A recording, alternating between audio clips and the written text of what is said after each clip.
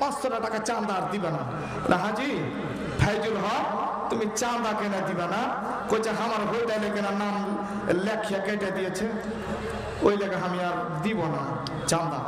ওকে হোটেলে দিয়ে দেন, ও চাঁদা দিবে। ভাইজান আরো একটি লজ্জার কথা শোনেন কবিতায়, ভালো ভালো মাংস পেরাই খাজিন্দারে খাই, তারা বসে মিলে জুলে কয়েক দফা খাই, আর বাটির বাটি মাংস আবার চুরি করে নাই। কেমন করে করে চুরি সোনের বন্ধুগণ, ইয়াকে ইয়াকে বলি আমি শোনেন দিয়া মন। মাত বাখে মানুষকে খেতে দেয়, পানি খেতে দেয় না। আপনাদের দিকে লোটা গালা আছে, যে প্লাস্টিকের বদনা গালা, প্লাস্টিকের বদনা 1 দর্জন 2 দর্জন লিয়ে এসছে, আর লিয়ে এসে সবকে মানে পানি ঢেলে ঢেলে দিচ্ছে, পানি ঢেলে ঢেলে দিচ্ছে প্লাস্টিকের বদনাতে। বাপ ইয়ার 4 বার খেয়েও জি ভরেনি। যদি মাংস রান্না করতে লেগেছে রে আল্লাহ রে আল্লাহ, তো ইয়া গামলা উঠিয়া নুন চেখা দেখছে। তো সেক্রেটারি আইসা মসজিদ মাদ্রাসায় ঢুকে কইছে, হাজি কি ব্যাপার, এতখানি মাংস কি করবে? কইছে হারা লবণ দেখবেন লেগে। তো মোটামুটি ওই বলে 7.5 কেজি মাংস আছে, ওইখানে ওর লবণ চাকা হয়ে গেল। তারপরে 4 বার খাইবে ওরা, সুবহানাল্লাহ। তারপরে ওর জি ভরেনি। এলাকার তখন যে গেটম্যান আছে, মাতবাখের মালিক আছে, ওই মালিক যাকে বানা হয়েছে ওকে কইছে, ভাই আমাকে খুব পায়খানা লেগেছে, তো আসছি, তুমি আমাকে ঢুঁড়িও না 20 মিনিট। আল্লাহু আকবার। কি করলে ও? ওই প্লাস্টিকের লোটাগুলো হাতে নিয়ে নিয়েছে, নিয়ে কি বুদ্ধি করছে দেখেন। আরো একটা চুরি শুনা একে একে বলি আমি শোনেন দিয়া মন।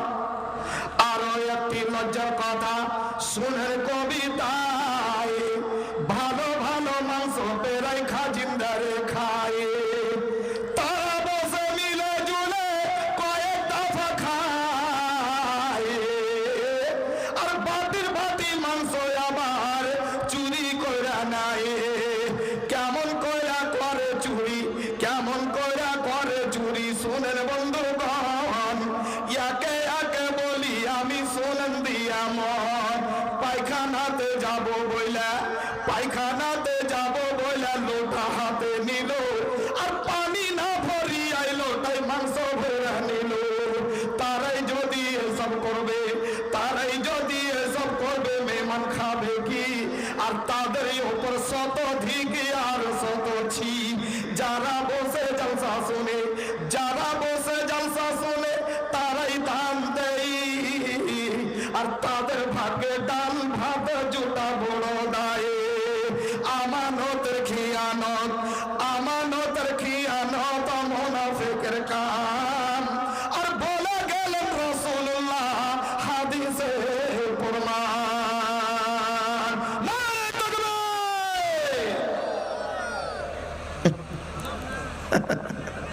হায় হায়, এই ফাঁকা জায়গাগুলোতে ইবলিস বসে আছে, আর পাঁজরে ফের মুমিন বসে আছে।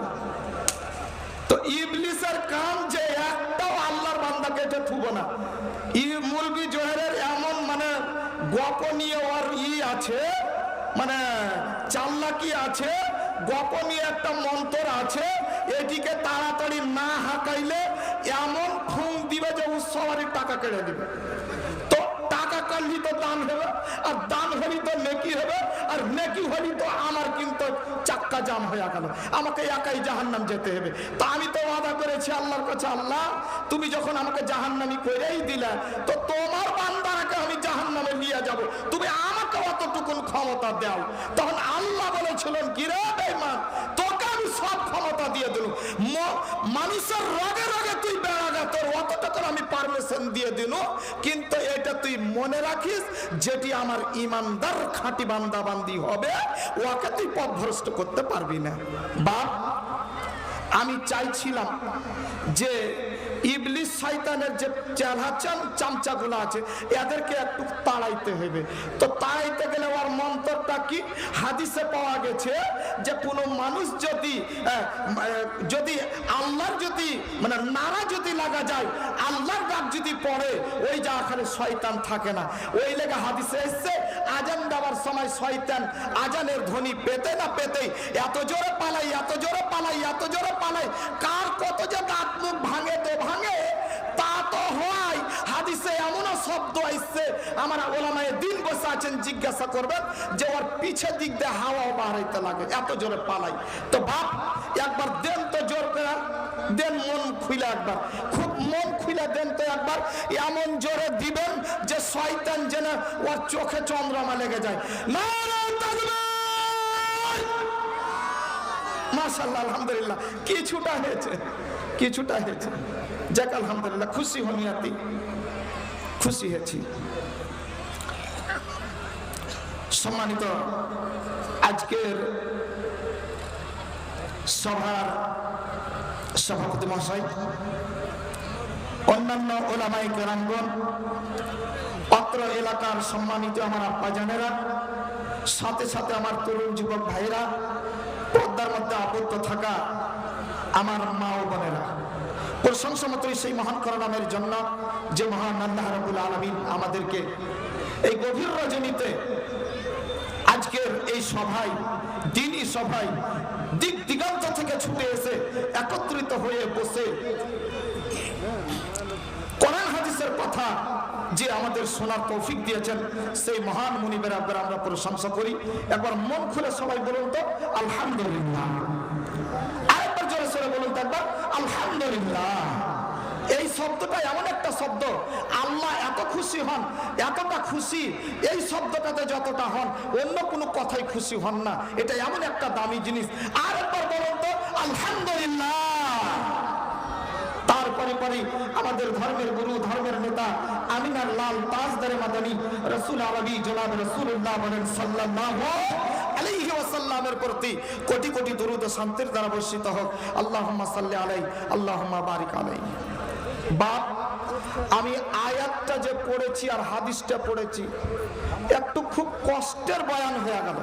আমি চাইছিলাম যে আজকে হাসি রহস্যর মানে কথা আপনাদেরকে, মানে যেটা হাদিস কোরআনে পাওয়া যায় এরকম কোন মুগ্ধ কথা আপনাদেরকে আমি বলবো, কিন্তু এমন বায়ানের দিকে আমি চলে গেলাম, ঝোঁকে আয়াত পড়ে নিয়ে। আল্লাহু আকবার! এত মারাত্মক, এত মারাত্মক, আল্লাহু আকবার! সাহাবায়ে কেরামেরা যখন এই বায়ান শুনতেন অঝোর নয়নে কাঁদতেন, পাগলের মতো কাঁদতেন। আল্লাহু আকবার! এত কাঁদতেন যে বলার শেষ নাই। আজকে আয়াতটা হয়ে গেছে ঝোঁকটা ওইরকম। যাকে যখন আয়াতটা হয়েছে আমি ওই সম্পর্কে আয়াতও পড়লাম, হাদিসও পড়ে নিয়েছি। ইনশাআল্লাহ আজকের বায়ানটা আপনি দেখে যাবেন কেমন বায়ান হবে। আমার জীবনে উভয় পক্ষে বসে আছে, এখানে মেয়ে পুরুষ সকলেই বসে আছে, সকলেরই কাজ দেবে। বাপ, আমরা দুনিয়াতে এসেছি, আমাদেরকে মরতে হবে, এটা 100%, এটাতে কোনো ভুল নাই। কিছু বলতে হবে? এই তো মেয়েদের তরফ থেকে 25-26 হাজার টাকা, হ্যাঁ, আর দুটো চুড়ি, তিনটা আংটি, লোটা ইনশাআল্লাহ 1 ঘন্টা আপনাদের পর, 1 ঘন্টার আগে আমাকে দান কেউ দিয়েন না। 1 ঘন্টা যখন আমি হবে তখন আমি আপনাদেরকে আগে কথাটি বুঝে নেবেন যে এই আপ কিন্তু ফকির চলে এলো, পারওয়ার ফকির, বুঝতে পারলেন। আমার বায়ানটা খালি নেন, শেষের দিকে বুঝে নেবেন যে হ্যাঁ আপ চাইতে লেগেছে, তখন আপনারা হড়হড় করে দিয়ে যাবেন। আলহামদুলিল্লাহ, যাক দিয়ে যাবেন আপনারা। তো একটা দান এসেছে খুব দামি, আমার মা খালাদের দান, 25,000 টাকা এসছে না কি বলে, আর এই মানে হাতের আংটি কি কিনা এগুলো এসেছে। আলহামদুলিল্লাহ, সকলের কাছে আমি নেব।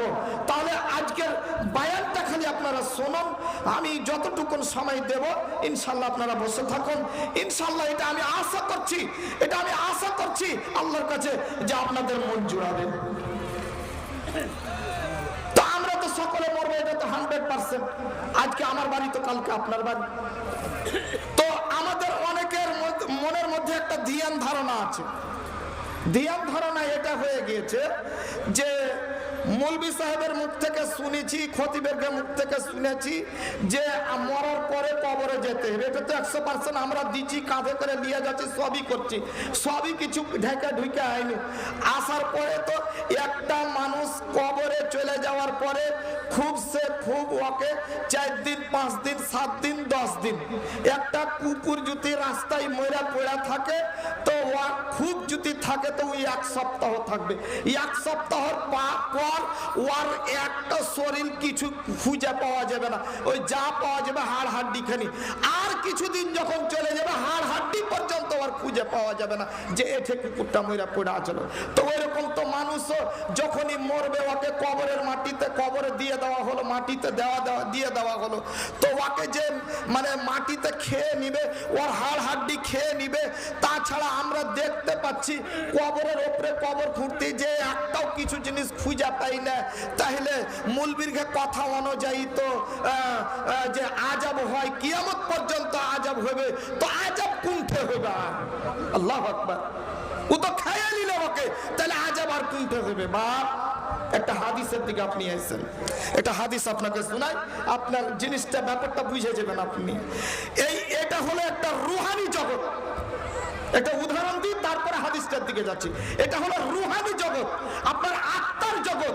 আপনার বডিটার আযাব হবে কিন্তু কতক্ষণ হবে? যতক্ষণ আপনি আছেন। তারপরে আপনার আত্মাটার যে মানে হবে, আযাব হবে, আত্মাটা যে আপনার শাস্তি পাবে বা আত্মাটার যে ব্যবস্থা হবে, এটা আপনাকে প্রমাণ করি। সামান্য আপনি দেখুন, একটা মানুষ স্বামী স্ত্রী বা কেউ ঘুমিয়ে আছে, ধরে নেন স্বামী স্ত্রী ঘুমিয়ে আছে বিছানায়, এক বিছানায় ঘুমিয়ে আছে। আপনাদের দেশে না হয় কি হয় না, কোন লোককে ধরে কি ধরে না, ভোলাতে ভুলাই না, ভোলাতে ভুলিয়ে দেয়। ওই ভোলা আইসা মানে শয়তান, ও এক প্রকারের শয়তান। ওই শয়তান আইসা আপনি জীবিত আছেন, মানে ঘুম কাটছি, নিন আইসে আপনাকে ঘুম আইসে বা আপনি ক্লান্ত হয়ে ঘুমিয়ে পড়েছেন। এই ব্যাপার ভোলা আইলো, আইসা আপনার পায়ের ওপর দিয়ে আস্তে আস্তে আস্তে আস্তে আস্তে আস্তে উঠে এই ব্যাপার করলে কি আপনার টুটি চিপা ধরে নিলে, টুটি চিপা ধরে নিয়েছে, আপনার আওয়াজ সব বন্ধ করে দিয়েছে, হাত পাকে আওয়াজ করে দিয়েছে। আল্লাহু আকবার। হাদিসে ওই লেখা আছে, যখনই আপনি শুধবেন প্রথমে ডান কাতে শুধবেন, তারপরে আপনি বাম কাতে শুধবেন, তারপরে যেদিকে যাবেন সেদিকে যাবেন, কিন্তু প্রথমত দোয়া পড়ে আপনাকে ডান কাতে শুধতে হবে। আমরা ভুল করি, গিয়েই বিছানায় শুইতে গেল, আর শুইতে গেলেই তখন আপনাকে শয়তানে ধরে নিবে। দোয়া দুই তো আল্লাহ জানি না, কতটাই পড়ি না আমরা। বাপজান আমার, এই ব্যাপার ভোলাতে আপনাকে চাইটা ধরে নিয়া এই ব্যাপার ওকে মাকে করে আপনি চিল্লাইছেন, কত না চিৎকার। আপনি ঠান্ডা রাইতে শুইতে আছেন, ল্যাপ গায়ে দিয়া বা ল্যাপ নাই, তারপরেও আপনাকে যখন ভোলাতে ছেড়ে দিয়েছে, তখন আপনি দেখবেন যে আপনার সারা শরীর ঘেমে গেছে। তাছাড়া আপনি কহেন তো আপনার বডিটার সাথে কি গুতাগুতি করেছে? কিচ্ছু তো করেনি। তাহলে কাকে শাস্তিটা হলো? আপনার আত্মাখানাকে শাস্তি হয়েছে। বাপ, এটা মনে রাখবেন, আপনি ভালো করে মনে রাখবেন। এই ব্যাপারে আপনি চট করে উঠে গেলেন, আর উঠে যাওয়ার পরই আপনার পাশে বিবি শুইতে আছে, পাশে যে বিবি শুইতে আছে ওকে এক ঘোড়া মেরেছেন। এই এতক্ষণ ধরে তোকে চিল্লাছি, তোর কানে কি সলা ঢুকা আছে নাকি? চিল্লাছি তো তুই শুনতে পাইস না?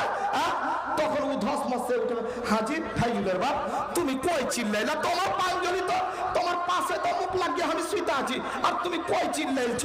কিচ্ছু তো বুঝতে পারলো না। বাপজান, চিন্তা করে দেখবেন, চিন্তা করে দেখবেন, এটাই আযাব আপনার কবরে হইবে। আপনাকে দেখাচ্ছি, আমি প্রমাণ করিয়ে দিচ্ছি। বন্ধুরে আমার, হাদিসের দিকে আসুন, কবরের মাটিতে আযাব হয় কিনা? বাপজান আমার, আল্লাহর নবীর সঙ্গে হযরতে যায়েদ বিন সাবিত রাদিয়াল্লাহু তাআলা আনহু, উনি হচ্ছেন হাদিসের রাবী, উনি হাদিসটা বর্ণনা করছেন। যায়েদ বিন সাবিত বলছেন, আমরা কয়েকজন মিলে আল্লাহর নবীর সঙ্গে কোন এক জায়গায় অতিক্রম করছিলাম, কোনো এক জায়গায় আমরা যাচ্ছিলাম। যেতে যেতে যেতে যেতে হঠাৎ করে আল্লাহর নবী একটা বানু নাজ্জার বাগানের ভিতরে প্রবেশ করলে বানু নাজ্জার গোত্রে একটা কবিলা একটা লোকের বাগানের ভিতরে ঢুকলেন, খেজুরের বাগানের ভিতরে। আল্লাহর নবী কিসে আরোহণ করে আছিলেন? একটা খচ্চরের উপরে, গাধার উপরে আরোহণ করে উনি যাচ্ছিলেন। বন্দরে আমার আল্লাহর নবী ওই খচ্চরের উপরে চড়ে আছেন, গাধার উপরে আরোহণ করে যাচ্ছেন।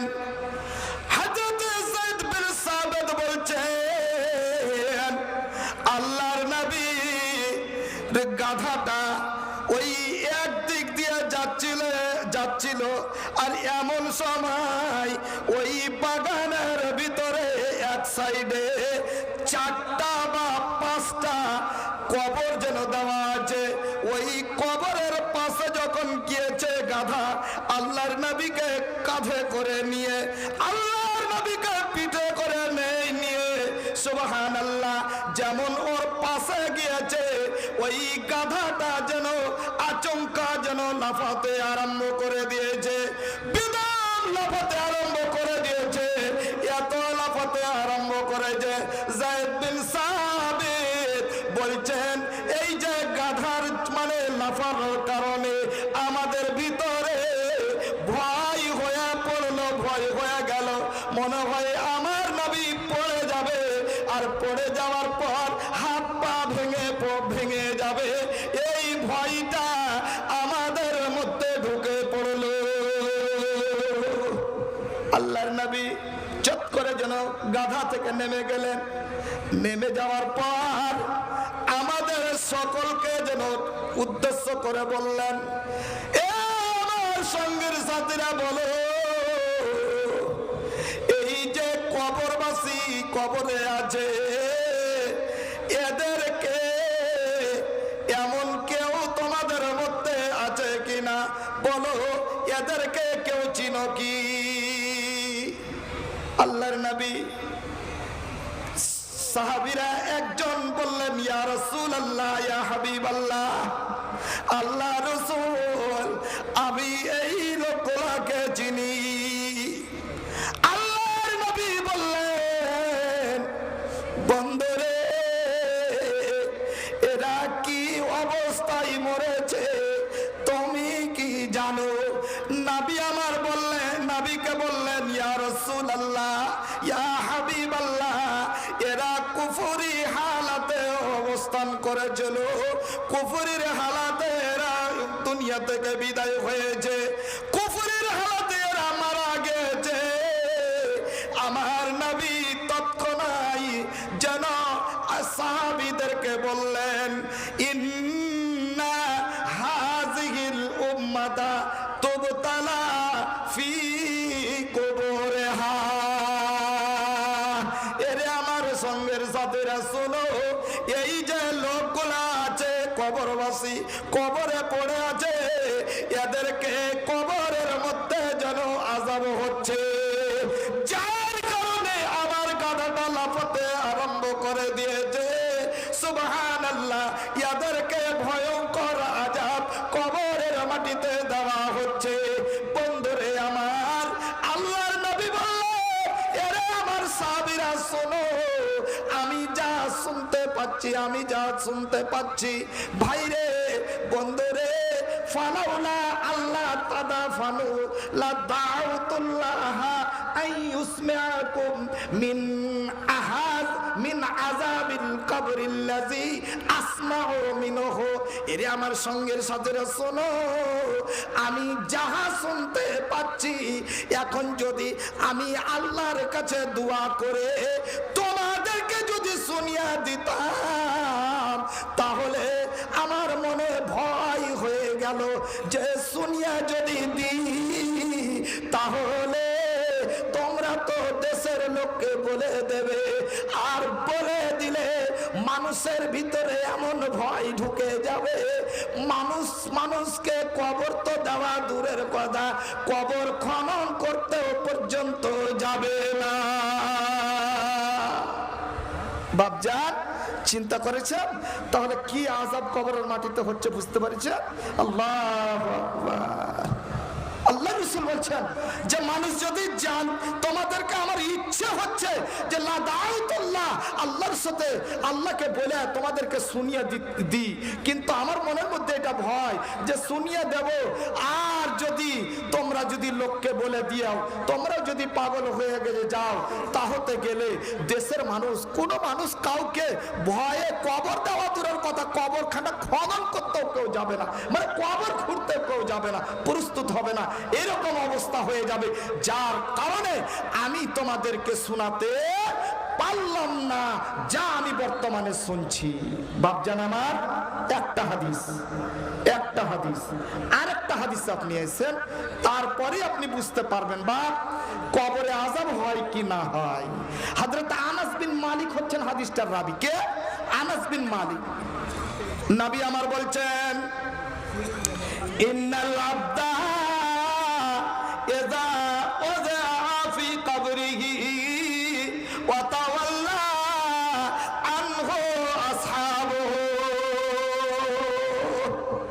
বাপজান আমার, একটা মানুষ যখন মরে গেল, তার যখন আত্মাটা বেরিয়ে পড়ল, সে যতই বড় মানে মান্যগণ্য লোক হয়ে যাক না কেন, সে যতই বড় আলেম হোক না কেন, সে যতই দামি লোক হোক না কেন, সুবহানাল্লাহ, যখন তার আত্মাটা বেরিয়ে পড়ে গেল, তখন তার বডিটার কোনো দাম থাকলো না। সকালবেলায় এলান হয়ে গেল অমুক লোকটা মারা গেছে, তার কাফন দাফনের ব্যবস্থা আপনারা গ্রামবাসী করুন। বন্ধুরে, আর কেউ তাকে বাড়িতে রাখতে চাই না, এত দামি মানুষ, তথাপি দেখুন যখন আত্মাটা বেরিয়ে গেল, কেউ তাকে আর বাড়িতে রাখতে চাইবে না। বন্ধুরে আমার, চিন্তা করে দেখুন, আপনার স্ত্রী আপনাকে কত ভালোবাসে, সন্ধ্যার সময় মারা গিয়েছেন আপনি, সারা রাত যদি আপনাকে পাহারা দিতে হবে, কারণ সকালবেলায় মাটি হবে। বাপরে, বিবি এত আনন্দের জিনিস, বিবি এত পিয়ারা, যেদিন থেকে আপনার সঙ্গে আপনার বিবির বিয়ে হয়েছে, তা এখনো অব্দি 50 বছর, 45 বছর, 40 বছর ধরে আপনার বিছানায় শুইল, আপনার পাশে শুয়ে থাকলো, কিন্তু বন্ধুরে দেখুন, আপনি যখন যেদিন মারা গেলেন, সন্ধ্যার সময় মারা গিয়েছেন, আপনার সকালে মাটি হবে। এবার যেই দিন আপনি মারা গিয়েছেন, যদি আপনার বিবিকে বলা হয় আমরা সবাই মিলে ঘুমিয়ে পড়লাম, তোমার স্বামী মারা গিয়েছে, তুমি ওকে সারা রাত যেন পাহারা করো, আল্লাহর কসম বলছি বন্ধু, এই স্ত্রী আপনার পাশে আর দাঁড়িয়ে থাকতে পারবে না, কেউ আপনার পাশে বসতে পারবে না, একাই 2জন 4জন মিলে বসে থাকতে হবে, কারণ এত এক ভয়ঙ্কর হয়ে যাবে, এত ভয়ঙ্কর হয়ে যাবে, এত ভয়ঙ্কর লাগবে বন্ধু আমার। তাহলে চিন্তা করে দেখুন, ওই বডিটা যখন আপনার আত্মাটা যখন বেরিয়ে গেল, ওই বডিটার কোনো মূল্য থাকে না। নবী আমার বললেন, ইন্নাল আবদা ইযা ওযা ফি কবরিহি, সকাল হয়ে গেল, আপনার কাফনের ব্যবস্থা হয়ে গেল, গোসল সিয়ান হয়ে গেল, কাফনের ব্যবস্থা হয়ে গেল, আপনাকে কাটে করে উঠিয়ে চারপাইতে উঠিয়ে নিয়ে ওই 3.5 হাত মাটির ভিতরে যখন আপনাকে শুইয়ে দিল, শুইয়ে দেওয়ার পর নবী আমার বলছেন, উপরে পাটতন দিয়ে দেয়া, সুন্দর করে আপনাকে কবরে যেন ঢেকে দেওয়া হলো, ঢেকে দিয়েছে।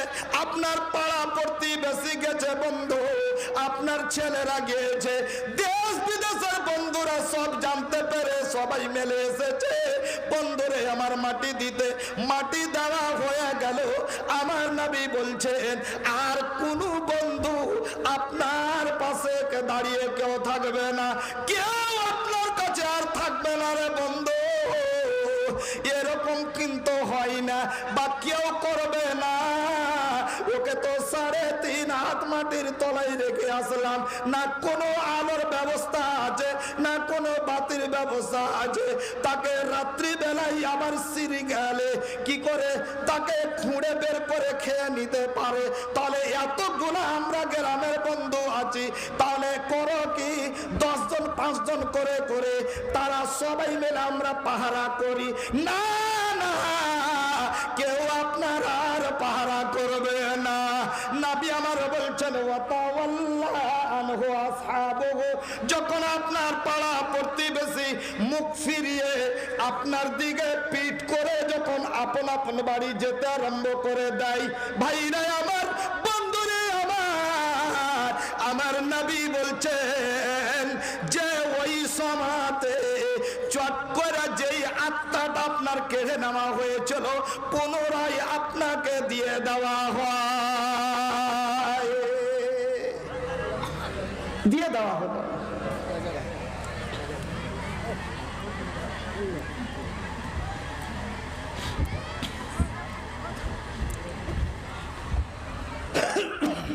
সব হবে, সবই হবে। শুনবে কত শুনবে, পাগলা হয়ে যাবে, শুনুক না বাপ। আমি হাদিসটা শেষ করি, তারপরে আমার দিকে চলে যাব। হাদিসটা আচ্ছা ভালো লাগছে কি? ভালো লাগছে? আমার মনে হয় ভালো লাগে না বাপ আপনাদেরকে। মাশাআল্লাহ, আলহামদুলিল্লাহ, জাযাকাল্লাহ। খুব দামি হাদিস, প্রত্যেকটা লোকের জীবনে ঘটবে। এটা মনে করিয়েন না যে কাউরির ঘটবে কাউরির ঘটবে না, প্রত্যেকটা জীবনে মানুষের ঘটবে। খালি মরে দেখেন, চাই নর হোক বা নারী হোক, ছেলে হোক বা মেয়ে হোক, বড় হোক বা ছোট হোক, বুড়া হোক বা ছোড়া হোক, সবারই জীবনে ঘটবে। এই হাদিসটা, যে হাদিসটা বর্ণনা করছি আপনাদের কাছে বাপ, বন্ধুরে আমার, নবী আমার বলছে কি করা হবে? মানুষ যখন আপন আপন বাড়ি যেতে আরম্ভ করে দেবে, আল্লাহর নবী বলছেন ওয়া ইন্নাহু লা ইয়াসমাউ খাফকা নিআলিহিম, মানুষের যে পায়ের জুতো আছে, চপ্পল আছে, ওই জুতো চপ্পলের যে একটা আওয়াজ হয়, ওই আওয়াজটা লোকটা যেন শুনতে পেতে লাগে। তখন বন্ধু সবাই যে আপন আপন বাড়ি যেতে লেগেছে, ওই কবরে যাকে রেখে আসলেন বন্ধু আমার, ওই লোকটা বুঝতে পেরে গেল আমার আত্মীয় স্বজন গ্রামবাসী সবাই মিলে আমাকে এই অন্ধকার কবরের মাটিতে রেখে চলে যেতে লেগেছে। এমন সময়তে বন্ধুরে আমার, নবী আমার বলছে হঠাৎ করে দুজন ফেরেশতা এসে উপস্থিত হবে। আতাহু মালাকানে, দুইজন ফেরেশতা এসে উপস্থিত হয়ে যাবে। সুবহানাল্লাহ। কারণ ওই দুইজন ফেরেশতা এসে উপস্থিত হবে, আপনাকে কি করবে? ফায়ুকদানিহি, আপনাকে উঠে যেন বসিয়া দেবে।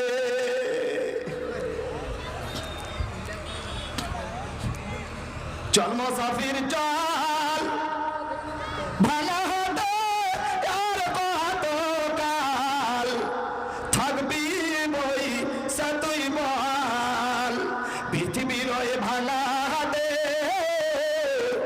আলির তোরা ব্যবসাতে কি নাফা করলি তাতে হিসাব রেখা চল। চল মুসাফির চল, ভাঙা হাটে আর কত কাল থাকবি পয়সা তুই বল। মুনকির নাকির দুই ফেরেশতা চেক করবে রে তোর আমল বস্তা, কি জোগাড় করলি তাতে হিসাব রেখা চল। চল মুসাফির চল, ভাঙা হাটে আর কত কাল থাকবি পয়সা তুই বল। আল্লাহর নবী বলছেন আতাহু মালাকানে, দুইজন ফেরেশতা এসে উপস্থিত হয়ে যাবে। ফায়ুকদানিহি, যেই লোকটাকে কবরে শুইয়ে এসেছেন বন্ধু, ওই লোকটাকে আবার ধরে পুনরায় উঠে বসিয়ে দেবে। ফায়াকুলানে, এবং দুইজন ফেরেশতা তাকে জিজ্ঞাসা করবে মা কুনতা তাকুলু ফি হাযার রাজুলি লি মুহাম্মাদিন সাল্লাল্লাহু আলাইহি ওয়াসাল্লাম। বাচ্চা ওই যে ফেরেশতা আল্লাহ রসুলের ছবিখানাকে নিয়ে আসবে।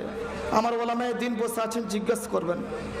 হাদিসে এসেছে যে আল্লাহ রসুলের ছবিখানা নিয়ে আসবে, নিয়ে আসার পরে তখন আপনাকে দেখাইবে, দেখাইবে দিয়া বলবে মা কুনতা তাকুলু ফি হাযার রাজুল, আচ্ছা বলো রে বান্দা এই লোকটাকে কি চিনহ? বন্ধু আমার, আপনার মনে প্রশ্ন হয়ে যেতে পারে কি করে তাকে চিনবো? জীবনে কোনোদিন তাকে দেখি নাই, শুধু ওর নাম শুনেছি, ওর কথা মতো আমরা উঠেছি বসেছি। বন্ধুরে কি করে যাকে দেখিনি কোনোদিন আমরা কেমন করে চিনতে পারবো আর বলবো এটা মুহাম্মদ, এটা আমাদের নবী? কেমন করে আমরা বলবো? বন্ধু আমার, আল্লাহ রাসূল বলছেন যদি আপনার ভিতরে ঈমানের আলো যদি থাকে, ওই ঈমানের আলো সেই টিপ টিপ টিপ টিপ করে জ্বলবে কবরের মাটিতে, আর ওই ঈমানের চোটে ওই ঈমানের জ্যোতিতে আপনি চিনে ফেলবেন এটাই হচ্ছে আমাদের শেষ নবী। বন্ধুরে আমার, তখন ও লোকটা চক্করে বলবে, কি উত্তর করবে? আশহাদু, আমি সাক্ষ্য দিচ্ছি বন্ধু, আশহাদু, আমি সাক্ষ্য দিচ্ছি, আন্নাহু আব্দুল্লাহ, উনি হচ্ছেন আল্লাহর বান্দা, ওয়া রাসূলুহু, এবং উনি হচ্ছেন আল্লাহর রাসূল। এটা কেমন করে চিনবেন আপনি? ওই যে ঈমানের আলো, আপনি যে আল্লাহ রসুলের কথা শুনে জীবন যাপন করলেন, আপনি যে সারা জীবন আপনি আল্লাহর নবীর কথা মতন উঠলেন বসলেন, বন্ধু আমার, কোনোদিন আপনি নাফরমানি করেননি, কোনোদিন আপনি হারাম খাদ্য খাননি, কোনোদিন আপনি সুদ খাননি, কোনোদিন আপনি নামাজ ছাড়েননি, কোনোদিন আপনি যেন যাকাত দেওয়া বাদ দেননি, সবই কাজ আপনার দ্বারাই ঈমানের কাজ হয়েছে, আল্লাহর রসুলের বিধান অনুযায়ী হয়েছে, কোরআনের বিধান অনুযায়ী হয়েছে। কোনদিন আপনি আল্লাহ রসুলের নাফরমানি করেননি, কোরআনের নাফরমানি আপনি করেননি, যার কারণে ওই ঈমানের জোশে আপনি আল্লাহ রসুলকে চিনতে পেরে যাবে।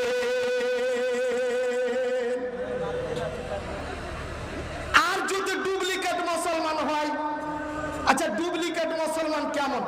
আপনাকে কি ইমানদার আমি বলতে পারবো? ইমানদার বলবো কেমন করে? এখনকার মানুষ কেমন হয়েছে আপনাদের দেশে আছে কিনা? আমাদের দেশে বা ওই বেঙ্গুল সাইডে আমি বেশিরভাগ দেখছি যে মানুষ জাহান্নামে তো গেলে তো পুড়তে হবে, জাহান্নামে পুড়ার আগেও ট্রেনিং করছে আগুন নিয়ে। কি আগুন নিয়ে ট্রেনিং? বা ওই যে দেখেন ধরিয়ে দিয়েছে, বেড়ি ধরিয়ে দিয়েছে, দিয়া তখন আগুন লিয়া মুখে খেলা করছে, বা আগুন লিয়া মুখে খেলা করছে। হাইরে মুসলমান, এবার আপনি বলেন তো, ওই মুসলমান বুড়িয়ে গেছে, মরে যাবে, আর ও 40 বছর থেকে বেড়ি খাইছে, ওই লোকটা ভালো কবরের নবীকে চিনতে পারবে? বসে আছে আমার আলেমের দিন, কহেন আপনি পারবেন? কোন জায়গাতে আপনি পারবে? ওই লোকটার মুখ দিয়ে বাহারে আশহাদু আন্নাহু আব্দুল্লাহ ওয়া রাসূলুহু না বের হবে না। বাপজান, ও তো সারা জীবন আগুন নিয়েই ট্রেনিং করলে জাহান্নামে যাবেন লেগা। কবি কত যে আক্ষেপ করে বলেছেন, হাইরে বেড়ি সাদের বেড়ি, হাইরে বেড়ি সাদের বেড়ি কি মাতারে বোন, পরকালে জাহান্নামে জ্বলিবে আগুন, হাইরে বেড়ি সাদের বেড়ি কি মাতারে বোন, পরকালে জাহান্নামে জ্বলিবে আগুন। ধর্ম আমার থাকলে পরে কি যে মুসলমান, আর নিজের মুখে বেড়ি দিয়া হারালি ঈমান। হিন্দুরা সব মরতে গেলে, হিন্দুরা সব মরে গেলে মুখে দেয় আগুন, হিন্দুরা সব মরে গেলে মুখে দেয় আগুন, আর মুসলমান জিন্দাতে মুখে দেয় আগুন। আরো কত মুসলমান, আরো কত মুসলমান ঠোঁটে রাখে বেড়ি, আরো কত মুসলমান ঠোঁটে রাখে বেড়ি, আর লম্বা দাড়ি মাথায় টুপি ঠোঁটে বানে বেড়ি। বেড়ি খাওয়া লোক যদি, বেড়ি খাওয়া লোক যদি মহাজ্ঞানী হয়, বেড়ি খাওয়া লোক যদি মহাজ্ঞানী হয়, পাইলে বেড়ির গন্ধ সব ভুলা যায়। ভাতে খায়া বেড়ি নিয়ে বসে আছে ঘরে, ভাতে খায়া বেড়ি নিয়ে বসে আছে ঘরে, আর বিবিকে পাঠাই স্বামী আগুনের তরে। পাড়ায় পাড়ায় বিবি তার, পাড়ায় পাড়ায় বিবি আর ঘরে বসে আসামি বলে আলি না এখন। তাড়াতাড়ি এসে বিবি, তাড়াতাড়ি এসে বিবি বলিল স্বামীকে, আর খুঁজিলাম আগুন কিন্তু কোথাও নাহি মিলে। ইয়ার যে কত বেড়ি খাওয়ার নিশা উঠেছে, সুবহানাল্লাহ। যেটা ভাটিয়া, যেটা দুয়া দেয়, সব সময় উঠতে বসতে দুয়া দেয়, ওর মুখ খুবই বাহিয়াল।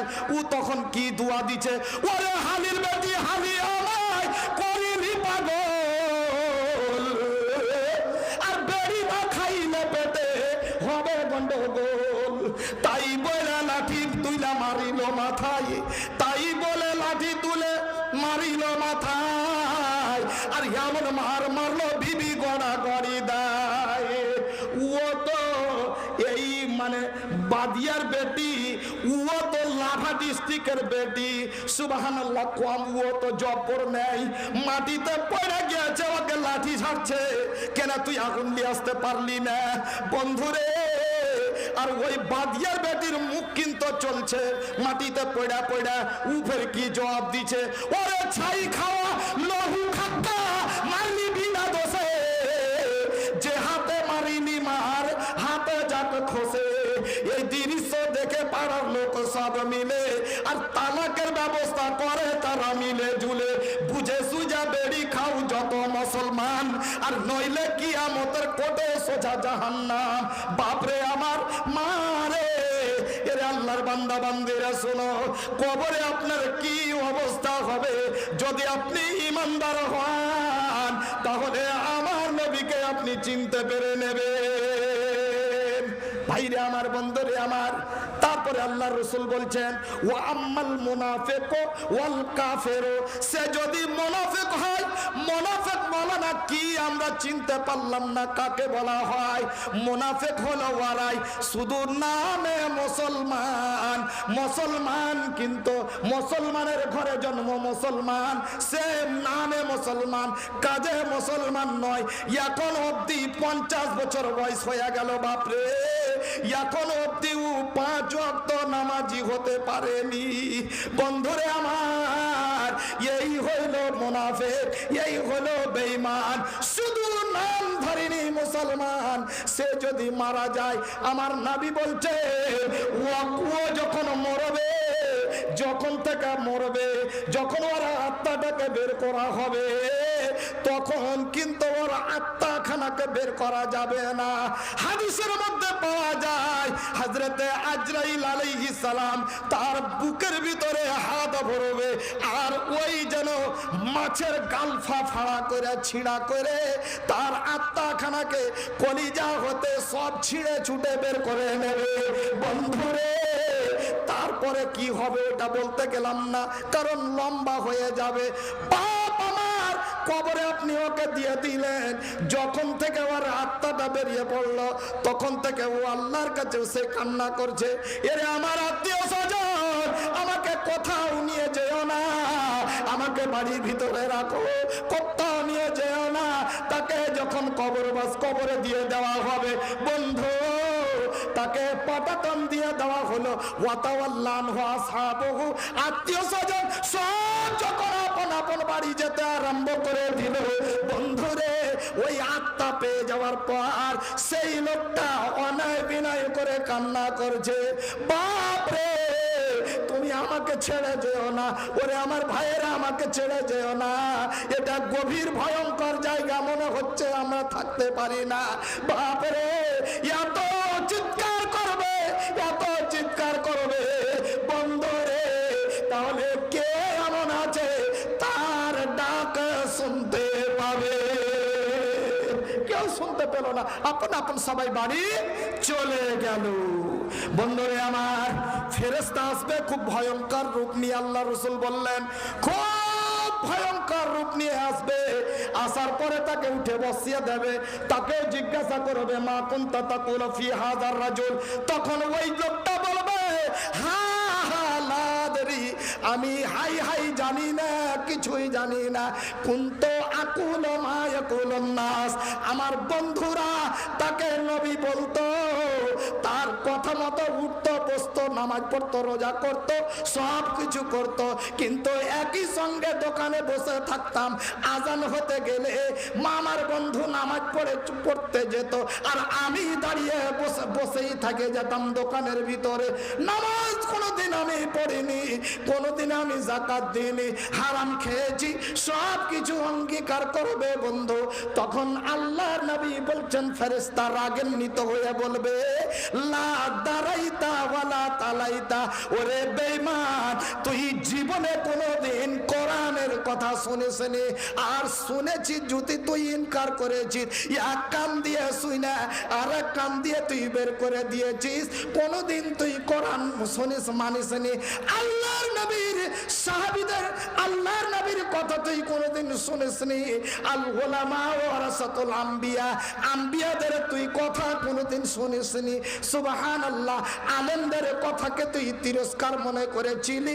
সুবহানাল্লাহ, এই কথা আর বলবে বলবে বলবে বলবে। আল্লাহ রাসূল বলছেন, তারপরে যেন তাদের দুইজনের হাতে যেন একখানা হাতুড়ি থাকবে, একখান করে।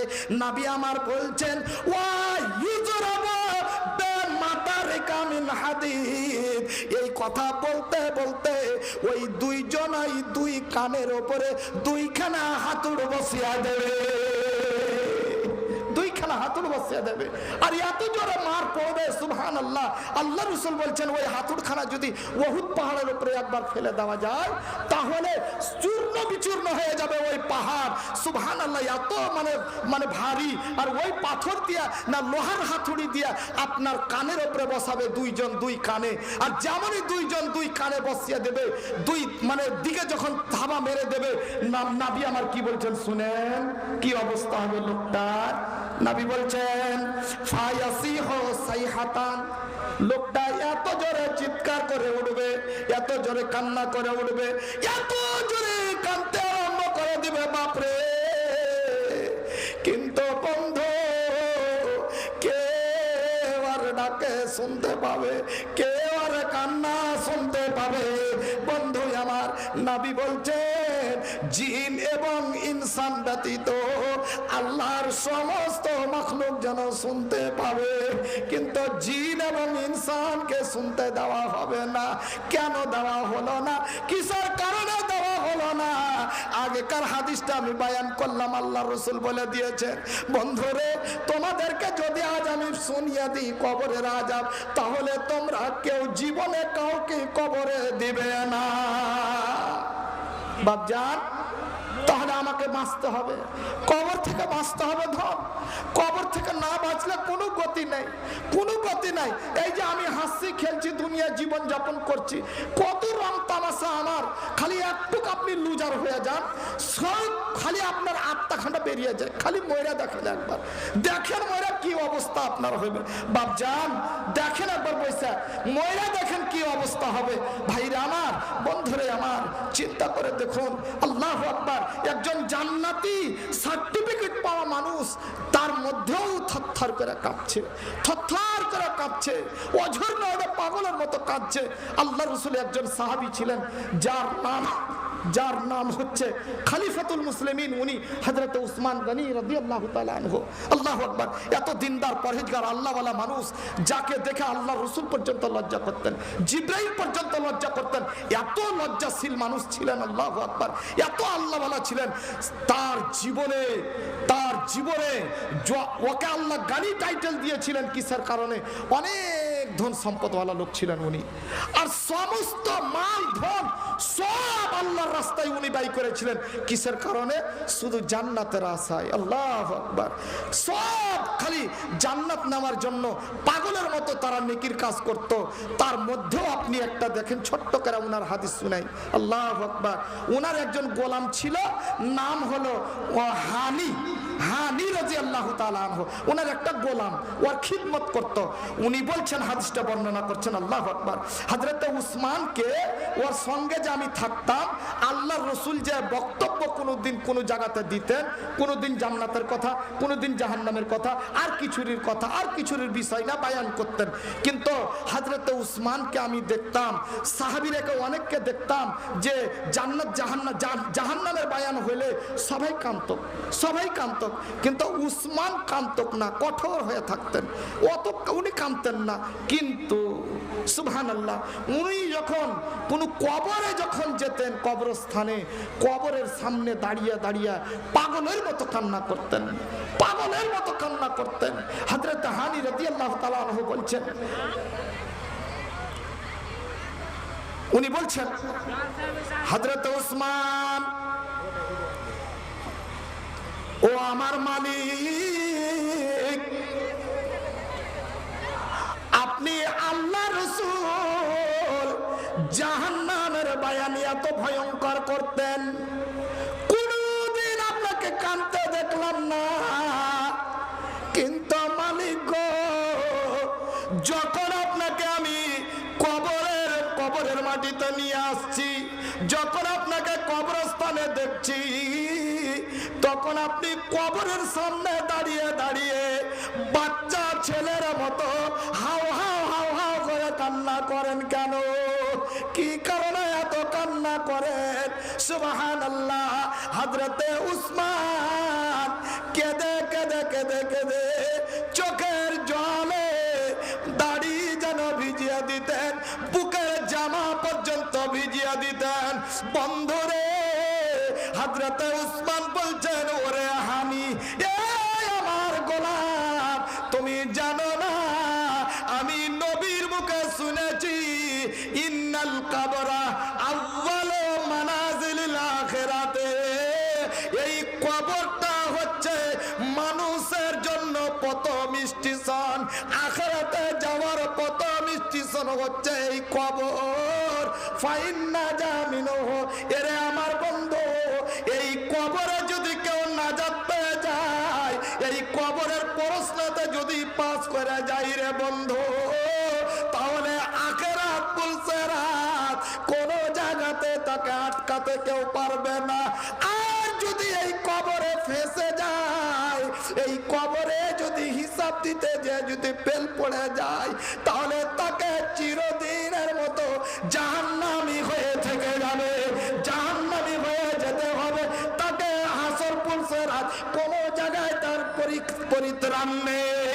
যার কারণে আমি এই কবরকে দেখতে গেলে আর আমার মনের মধ্যে যেন নিজেকে আমি থামতে পারি না, মনের মধ্যে আমার তৃপ্তি আসে না। তাই কবরকে দেখলে রে বন্ধু, আমার বুক ফেটে কান্না এসে উপস্থিত হয়ে যায়। বাপজান, তাহলে আপনাকে কি করতে হবে? কবরের দিকে হিসাব করতে হবে। হ্যাঁ বাপজান, হযরত উসমান এত দানশীল মানুষ, এত আল্লাহওয়ালা মানুষ, তারপরেই কবরকে দেখে কাঁদতেন। আচ্ছা, আমাদেরকে কি কাঁদতে হবে না?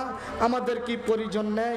হযরত উসমান যদি এত পরহেজগার মানুষ হইয়া, এত দিনদার হইয়া, জীবনে যত মালধন সব আল্লাহর রাস্তায় যদি দিয়াও যদি ওই লোকটা কাঁদতে পারে, তাহলে আমাদের কি করতে হবে বলেন তো বাপজান? কি করতে হবে? তাই আল্লাহ রাব্বুল আলামিন বলেছেন, বান্দারে তুমি দুনিয়াতে চলো, এমন হইয়া চলো নিজেকে মুসাফির মনে করে থাকো, আর তুমি দিনের কাজ করো। তুমি দুনিয়ার রং তামাশায় মেতে যেও না, দুনিয়ার মহব্বতে তুমি মেতে যেও না, কারণ এই দুনিয়াটা মানুষের জন্য হলো ক্ষতিকর। যদি আপনি দুনিয়াতে মেতে যান তাহলে, না হলে এই দুনিয়াটাই আপনার আখিরাতের পুঁজি, এখানেই আপনাকে তৈরি করে নিতে হবে। তার জন্য আল্লাহ রাব্বুল আলামিন জায়গায় দুনিয়ার ব্যাপারে বলেছেন একটা কথা, আর একটা দিক আমি বলে দিই। যেমন কথাটা আল্লাহ এটাও কথা বলেছেন, আল্লাহ বলেছেন, বান্দা আমি তোমাকে দুনিয়াতে পাঠালাম, তোমাকে কিছু আমার সামান্য নিয়ামত, কিঞ্চিত পরিমাণ নিয়ামত দিয়েছি, যেটা হলো মাল, যেটা হলো মাল। আর এই মালের ফ্রেমে, মালের মহব্বতে তুমি পড়ে যেও না।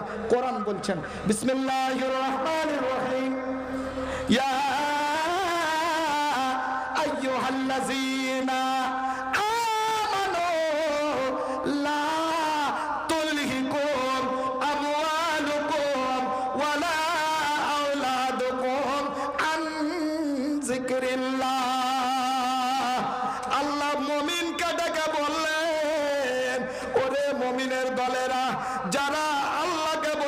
বিশ্বাস করেছো, যারা ইয়াউমে আখিরাতকে বলে বিশ্বাস করেছো, যারা কবরকে বলে বিশ্বাস করেছো, তোমরা শুনে নাও, লা তুলহিকুম, তোমাদেরকে যেন হালাক না করে দেয়। কে তোমাকে হালাক করবে?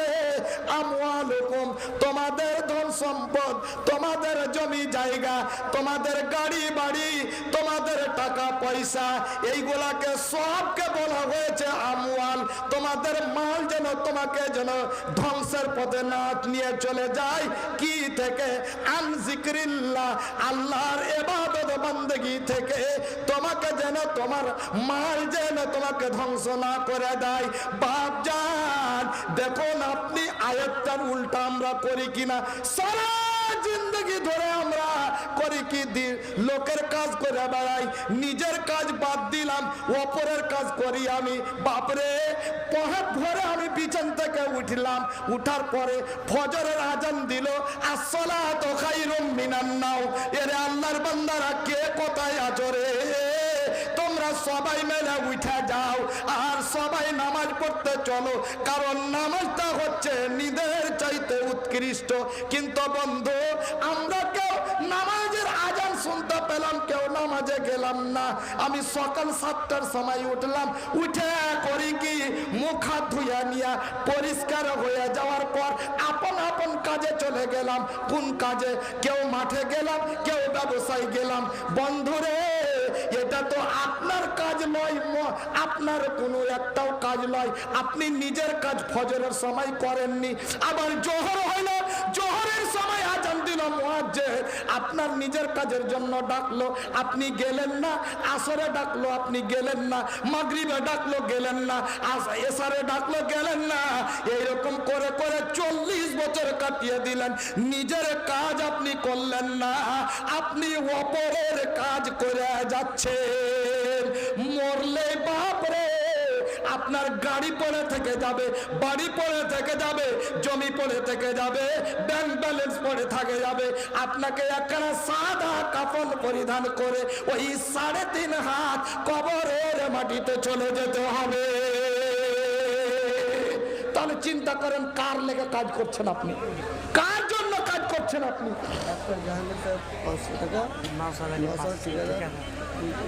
ঠিকাদার কই? ডাক্তার সাহেব 1000, নওশাদ আলী। আচ্ছা ঠিকাদার কই? ঠিকাদার কই? ঠিকাদারটা কই? কোনটা?